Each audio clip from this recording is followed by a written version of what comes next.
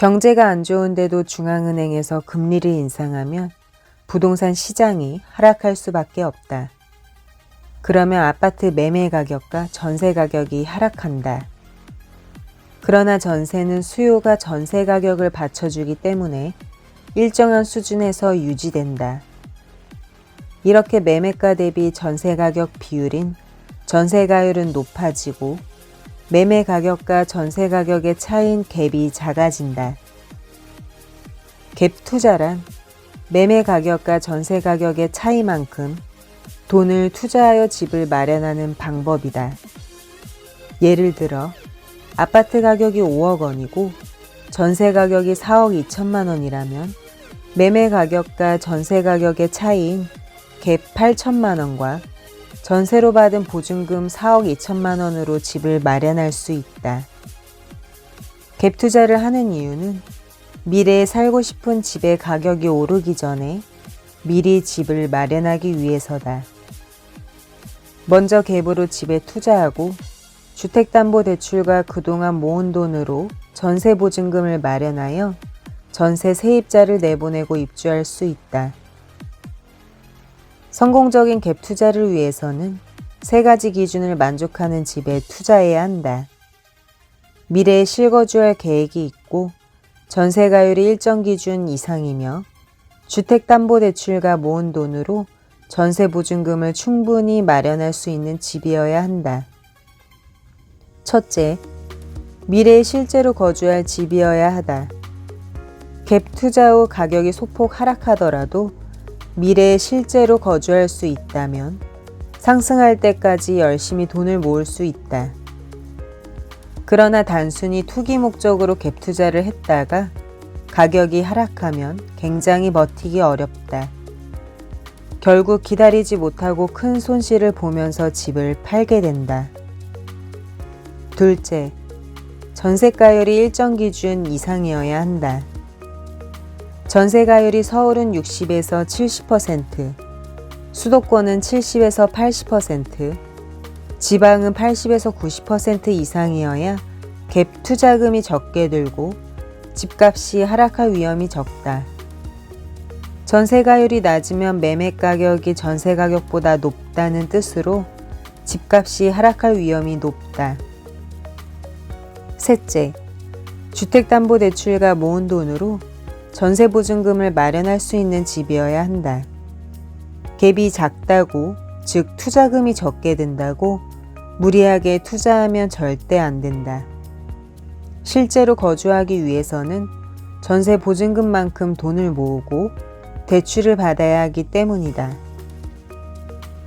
갭 투자를 통해 집을 마련하면 다음과 같은 장점이 있다. 첫째, 인플레이션을 방어할 수 있다.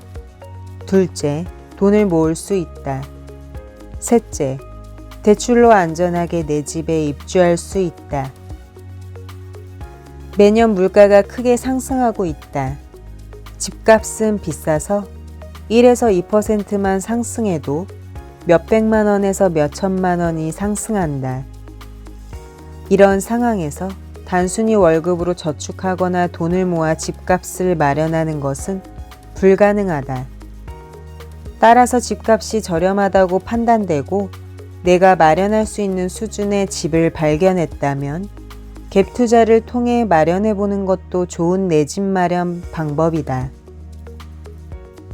그런데 한편에서는 갭 투자가 부동산 투기를 부추긴다는 비판과 지적이 있다. 물론 갭 투자를 통해 부동산 거래가 많아지고 집값이 상승하는 요인이 될 수 있다. 그러나 갭 투자는 세입자와 집주인에게 모두에게 도움이 되는 제도다. 실제로 많은 세입자가 월세보다 전세를 선호한다. 월세를 내는 것보다 전세 대출을 통해 이자를 내는 것이 훨씬 저렴하기 때문이다. 갭 투자는 시장에서 전세 매물을 공급하기 때문에 세입자의 주거비 부담을 덜어준다. 또한 집주인은 집을 구매할 때 전세를 통해 전세보증금을 무이자로 빌릴 수 있다. 원래 집을 구매할 때 대출을 받으면 비싼 이자를 납부해야 한다. 그러나 전세를 통해 무이자로 전세보증금을 빌릴 수 있으며 집을 구매할 수 있다. 따라서 갭투자를 무조건 부동산 투기 수단으로 바라보기보다는 세입자에게 전세를 공급하여 주거비 부담을 낮춰주고 집주인은 무이자로 목돈을 빌려 집을 마련할 수 있는 수단으로 보는 것이 바람직하다. 나는 앞으로 대한민국에서 갭투자로 집을 마련하는 방법이 더욱 대중화될 것으로 전망한다. 왜냐하면 전 세계 203개국 중 대한민국에만 전세라는 제도가 존재하고 국민 절반이 전세 제도를 이용하고 있기 때문이다.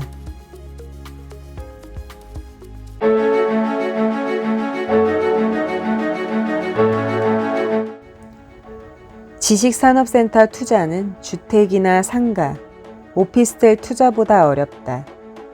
그러니 정말 조심해서 투자해야 한다. 지식산업센터란 IT, 제조업, 벤처기업 등을 운영하는 기업과 지원시설이 함께 입주할 수 있는 건물이다.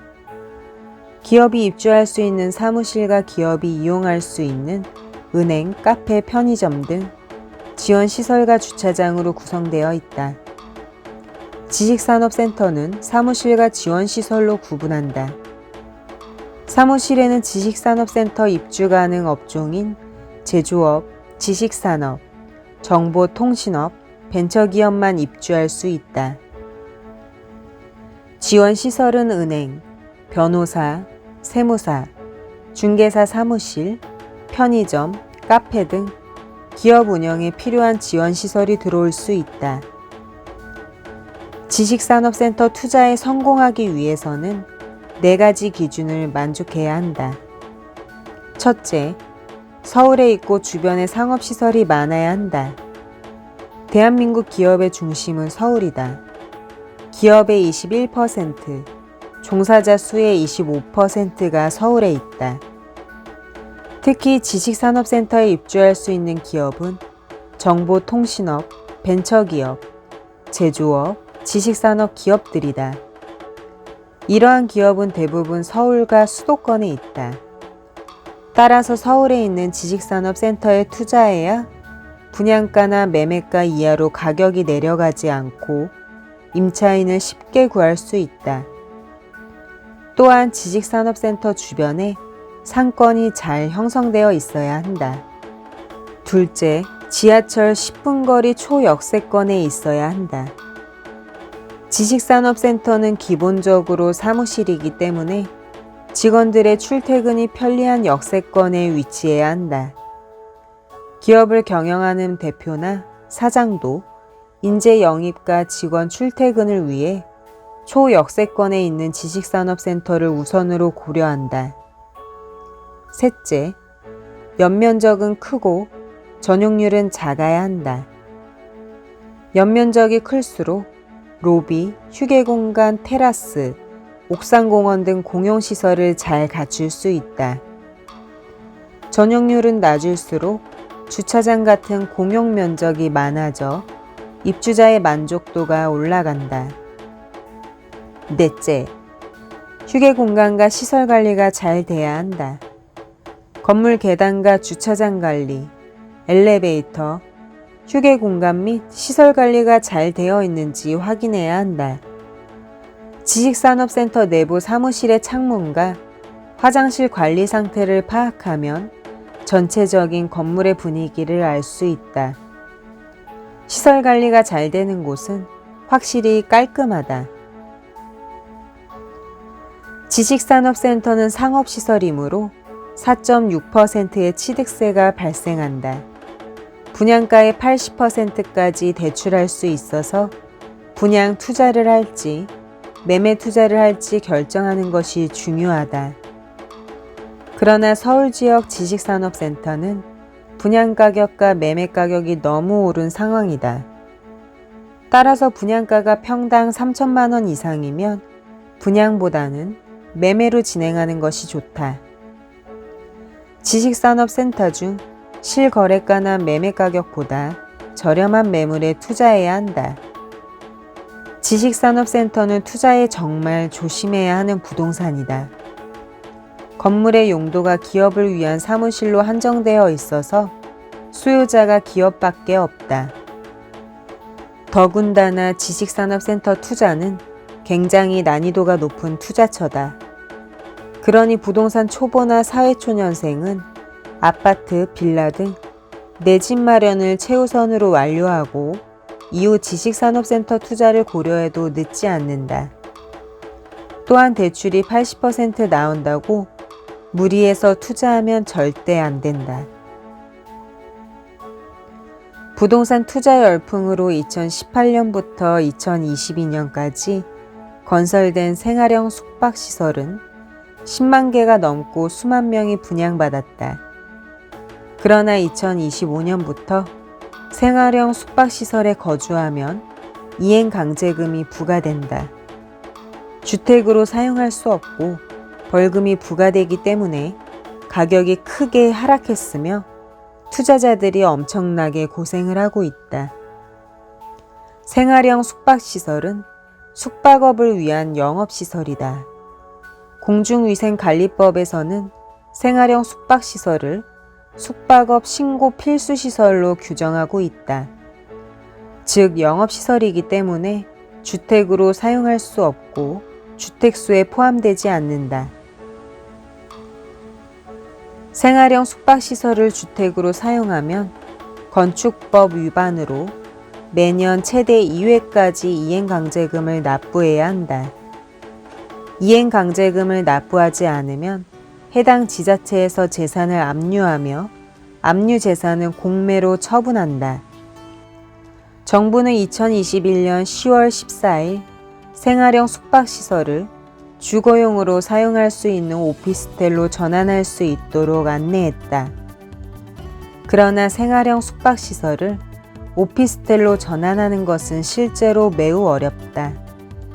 생활형 숙박시설이 있는 토지의 지구 단위 계획을 오피스텔이 지어질 수 있도록 변경해야 하기 때문이다.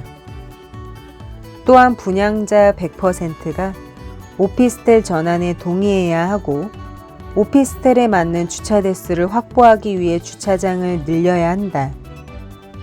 심지어 숙박시설로 활용하려면 최소 30개의 객실을 소유한 위탁업체나 일반 임대사업자를 등록한 업체가 숙박업을 등록해서 운영해야 한다.